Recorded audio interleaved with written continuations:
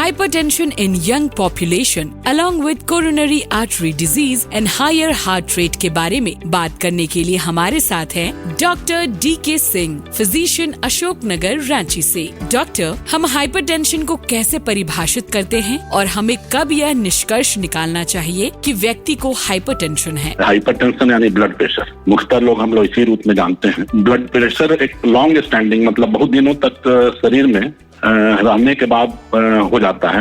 जब blood pressure हमारा high रहता है और वो कुछ दिन तक रह जाता है तो हम लोग इसको ब्लड प्रेशर कहते हैं। इसके लिए हम लोग 3 रीडिंग देखते हैं और जब तीनों रीडिंग में हम लोग ये देखते हैं कि ब्लड प्रेशर 140 ऊपर का और नीचे का 90 के ऊपर अगर आ रहा है तो हम लोग इसको ब्लड प्रेशर कहते हैं। अगर यही प्रेशर अगर 180 ऊपर का और नीचे का 120 रहता है तो हम लोग इसको गंभीर रूप से गंभीर अवस्था मानते हैं। और ब्लड प्रेशर का ऐसे स्टेजेस भी हैं, लेकिन सामान्यतः हम लोग ये समझें कि 140 ऊपर का और नीचे का अगर 90 के ऊपर है तो उसको आदमी को ब्लड प्रेशर हो गया है और उसको इलाज की आवश्यकता है। डॉक्टर, क्या हाइपरटेंशन पूरी तरह से ठीक हो सकता है? अपने लाइफ स्टाइल को ठीक करके ब्लड प्रेशर हम लोग ठीक कर सकते हैं, लेकिन अगर प्राइमरी अवस्था में, जिसको हम लोग प्राइमरी हाइपरटेंशन कहते हैं, अगर ये ब्लड प्रेशर किसी अन्य कारण से हो रहा है तो ये ठीक नहीं हो सकता है। या किसी अन्य बीमारी जैसे किडनी में अगर कोई रोग है या किसी और कारण से हो रहा है तो इन सब चीजों में ठीक नहीं होता है। और इन दोनों कंडीशन में हम लोगों को दवा की आवश्यकता पड़ती है और आजीवन दवा खाना रहता है। इसलिए अगर सिर्फ लाइफ स्टाइल वाला है जहाँ मोटापा है और ये सब बीमारियां हम लोग जो बताएं अपनी जीवन शैली वाली बीमारियों कारण अगर हम खुद उत्पन्न कर रहे हैं तो उनको ठीक करने से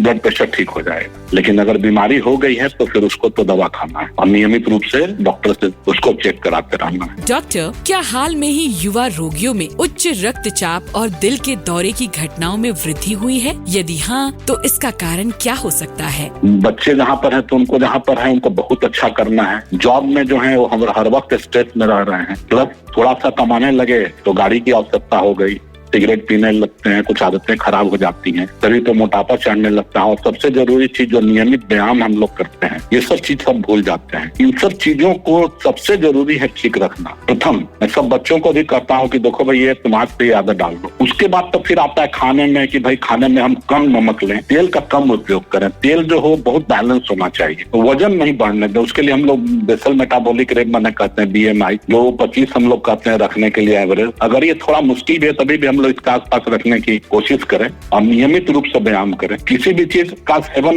उतना ही करें या नहीं करें तो सबसे अच्छा है, लेकिन लगता है कि नहीं भाई सोशल गैदरिंग है हम कर ही रहे तो नियमित रूप से कोई भी चीज करें उसमें, ताकि हमको बीमारी नहीं उत्पन्न हो। तो ये सब चीजें बहुत जरूरी है। अनावश्यक तनाव नहीं करें, दिन भर काम के बारे में नहीं सोचें, अपने लिए 1 घंटा समय रखें। मैं ये भी कहता हूँ कि भाई देखो जो भी काम करना है सब करो, अपने लिए 1 घंटा समय रखो, जिसमें तुम 45 मिनट तुमको तेज चलना है, स्विमिंग करना है, हॉर्स राइडिंग करना है, डांस करना है, जो करना है करो, स्कीपिंग करना है, साइकिलिंग करना है, बट डू समथिंग। और अपने आप को वो समय अपने लिए रखो। बाकी समय में दोस्त यार के साथ भी उतना ही देर रहिए जितना देर में आप कोई बीमारी नहीं उत्पन्न कर लीजिए। कोई भी आदत ऐसा नहीं होता है कि आपके शरीर से बड़ा है। और मैं सबको एक ही चीज करता हूँ, द बेस्ट इन्वेस्टमेंट, सबसे बड़ा इन्वेस्टमेंट आपका शरीर है। अपने शरीर में आप अगर इन्वेस्ट करते हैं तो इससे अच्छी कोई चीज नहीं। Public awareness initiative by Glenmark pharmaceuticals.